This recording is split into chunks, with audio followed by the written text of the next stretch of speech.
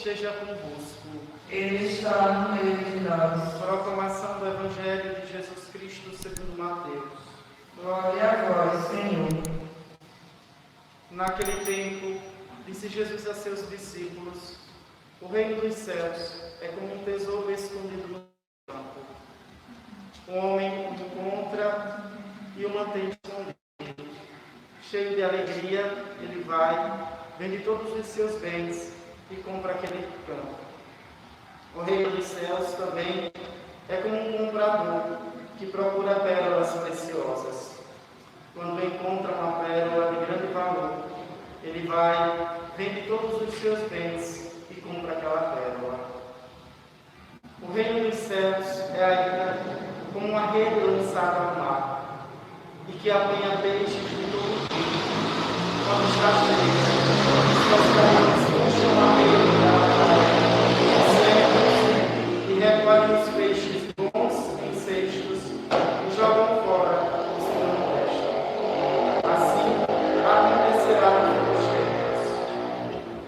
Os anjos virão para separar os homens maus dos que são justos e lançarão os maus na fornalha de fogo. Aí haverá choro e ranger de dentes. Compreendestes tudo isso? Eles responderam: sim. Então Jesus acrescentou: pois todo mestre da lei,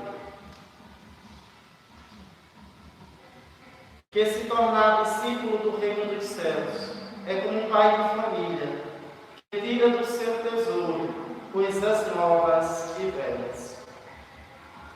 Palavra da salvação. Glória a vós, Senhor. Amados irmãos e irmãs, a liturgia de hoje, ela nos convida a buscarmos aquilo que é essencial para a nossa vida. E para encontrarmos a plena felicidade na nossa vida, ela nos ensina que nós devemos buscar aquilo que não passa. E o que não passa na nossa vida? Nós devemos entender que a única coisa que não passará é Deus. E é algo que nós temos certeza que Deus não passará, nós que nos dizemos homens de fé, mas que muitas vezes nos iludimos com os bens que passam. Quando nós iniciamos hoje a liturgia, e na oração da coleta, a oração da coleta falava muito bem que nós precisamos e devemos usar os bens que nos são dados. No entanto, nós devemos utilizá-los de tal forma que não percamos de vista os bens que não passam. Mas muitas vezes nós nos preocupamos com coisas que não nos dão a salvação. Vamos parar e fazer uma análise de vida. Quanto tempo a gente perde com coisas que realmente não nos preenche interiormente e não aumenta em nada a nossa vida? O problema aqui não é a gente trabalhar, o problema é estarmos coisas, mas a situação na qual nós somos impelidos a refletir hoje é, antes de tudo, de que modo nós estamos tratando aquilo que é essencial na nossa vida, que é o céu. Nós nascemos para o céu. E de que modo este céu, ele se fará presente na nossa vida? É conquistando mais poder? É sendo maior do que os outros? Não. Até porque o poder pelo poder, ele não pode saciar em nós a nossa sede e não nos faz felizes. Um exemplo, a figura de Salomão é a figura daquele que encontrou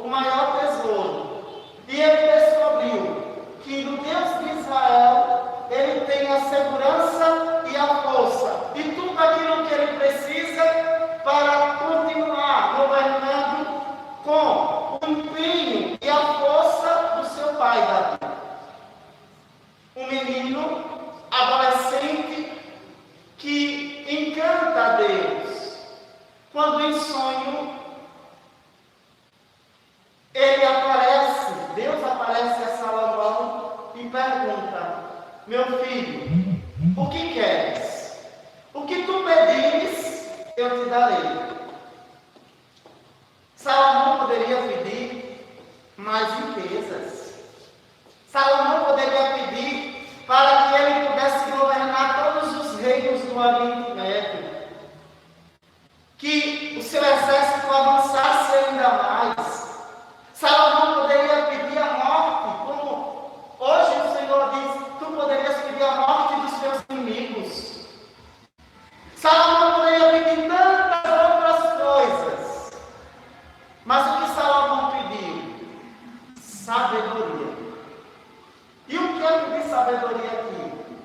Pedir sabedoria a Deus é pedir o entendimento da tua lei, é colocar em prática os seus ensinamentos, é aprender a olhar para o lado e perceber as pessoas que estão à nossa volta, é entender que sozinho nós não nos bastamos, mas que nós precisamos do outro. E olha, quando Salomão, ele não se deixou vencer pela soberba do lixo que ele tinha. E digo lixo porque a fortuna, quando ela não tem uma direção, e os bens, quando eles não têm um sentido de ser na nossa vida, ele torna-se lixo, porque ele nos faz podres. Ele nos faz tão soberbos que nós nos tornamos pessoas nojentas. Esse é o termo. Pessoas insuportáveis. Pessoas que não merecem o amor, que não merecem ser amadas, mas que compram a todos e compram a atenção de todos. E quando não tem mais nada, nada lhe resta. É só olhar. Quantas vezes tem pessoas que não têm nada, mas parecem viver como se tivessem tudo. E quantas vezes empresários que têm tantas empresas, tantas coisas, e olha nessa pandemia, se matam porque perderam isso e perderam aquilo. E esquece daquilo que é essencial. O que é essencial? Eu não estou dizendo que nós não nos entristecemos quando nós perdemos as coisas, mas que nada, nenhum bem, ele está acima da vida, ele está acima da minha família, ele está acima da minha casa. Mas quando eu descubro esse tesouro, eu olho para todas as outras coisas e vejo como essenciais, mas sem Deus é lixo. Mas quando Deus está no centro daquilo que Ele, por graça, me deu na força de trabalho, então eu vejo como um dom de Deus. E aí eu lembro de Jó. Deus me deu, Deus tirou.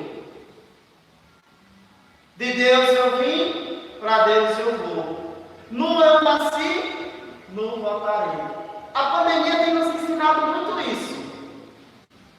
Olhe, pessoas que vivem fantasiadas de brocados de ouro, até para morrer, morrem nu dentro de um saco, envelopado, não pode ser tocado e jogado no buraco.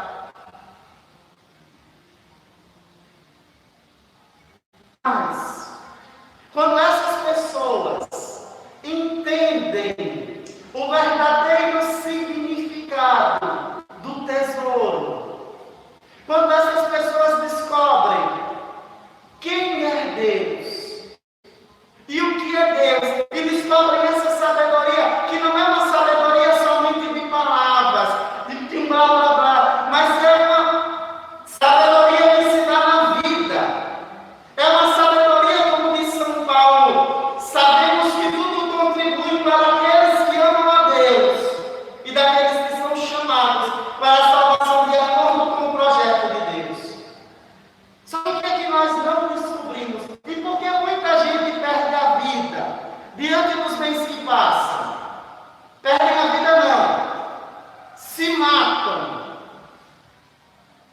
Porque esquece aquilo que São Paulo nos diz. Pois aqueles que Deus contemplou com seu amor desde sempre, esses ele predestinou a serem conformes à imagem do Filho, para que este seja o primogênito numa multidão de irmãos. E vamos olhar aqui. Qual é a imagem do Filho que nós precisamos entender?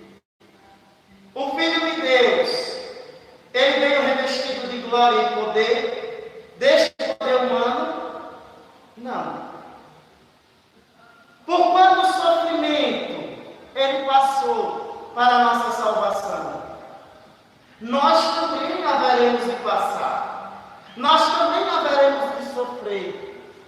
Mas quando nós olhamos para o sofrimento aqui, olhamos para o sofrimento como uma dádiva e um dom de Deus, e um apaixonar de Deus, e um cuidado de Deus, e completamos nele, em Jesus, o sofrimento que faltou, talvez a sua paixão. Quando nós dizemos, Senhor, obrigado. Obrigado porque apesar de tudo, o Senhor não me falta. Porque apesar de tudo, eu ainda tenho essas pessoas que estão ao meu lado, eu tenho a minha família. Porque apesar de tudo, eu ainda posso comer. Porque apesar de tudo, eu ainda tenho sono se eu não posso tomar água. Porque apesar de tudo, o Senhor me deu a graça de estar aqui. Porque apesar de tudo, Senhor, eu voltarei para Ti. Mas muitas vezes, quem não encontrou o tesouro vive escravizado diante de uma riqueza que não pode salvar. Entenda, tudo aquilo que nós temos, tudo deve servir para que possamos servir a Deus, para que possamos estar diante de Deus. Deus não quer a nossa miséria, não, Ele não quer a miséria, Ele não quer que os seus filhos padeçam na miséria pela miséria, mas Ele quer antes de tudo que entendamos a grandeza e o valor do seu amor para conosco. E é nele que nós entendemos, nós devemos viver como se nada tivéssemos.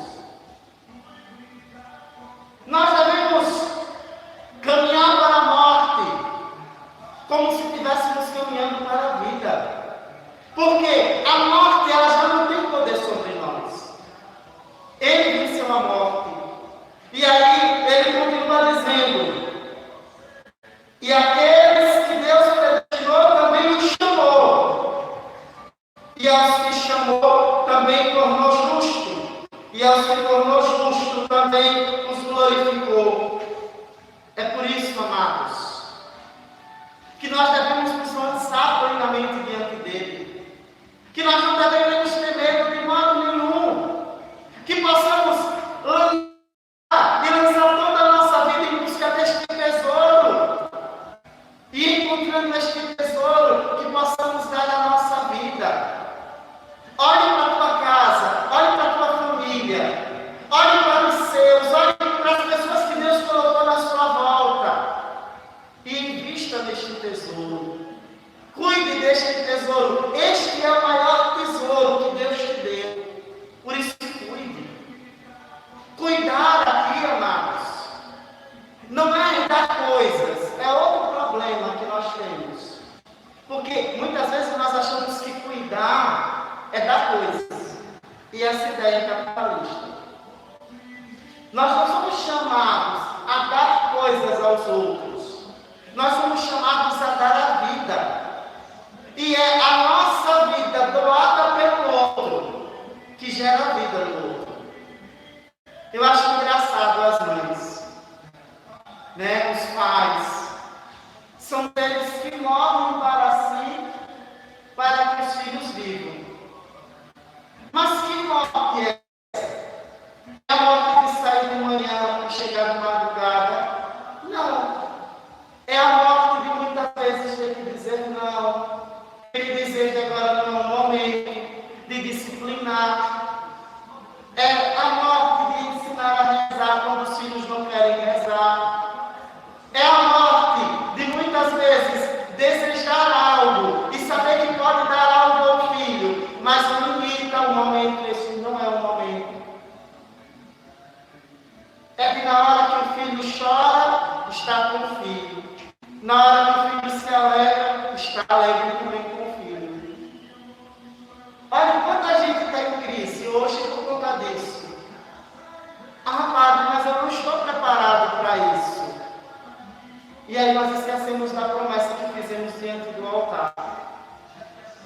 Prometes educar os vossos filhos na fé da igreja.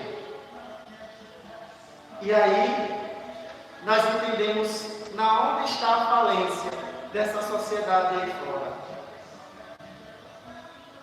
Porque nós queremos terceirizar. Nós queremos uma vida fácil. Nós trocamos o tesouro pela bijuteria.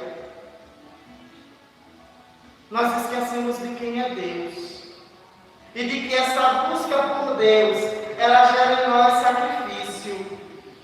Essa busca por Deus, ela nos torna justos e nos faz sedentos da justiça. Essa busca por Deus, ela nos glorifica. Esta busca por Deus, no momento certo, separará o que é bom do que é mal. E esta figura dos peixes em meio ao mar, que são pescados na morte, é a nossa figura. A todo momento nós somos jogados no mar da morte e pescados por Deus.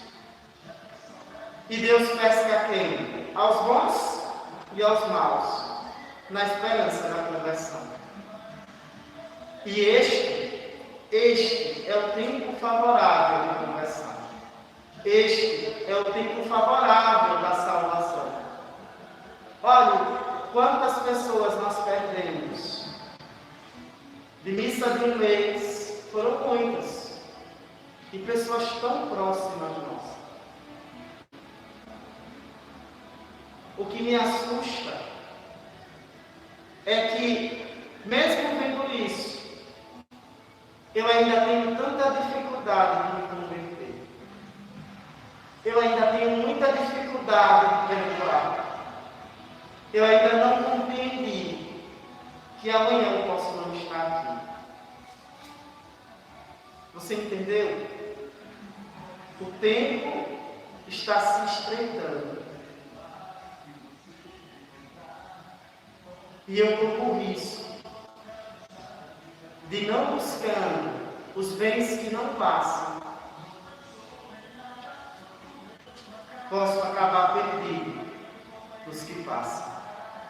Por isso, amados, peçamos hoje a Deus a graça de voltar e a graça de conquistar o amor, escolher o bem que não passa.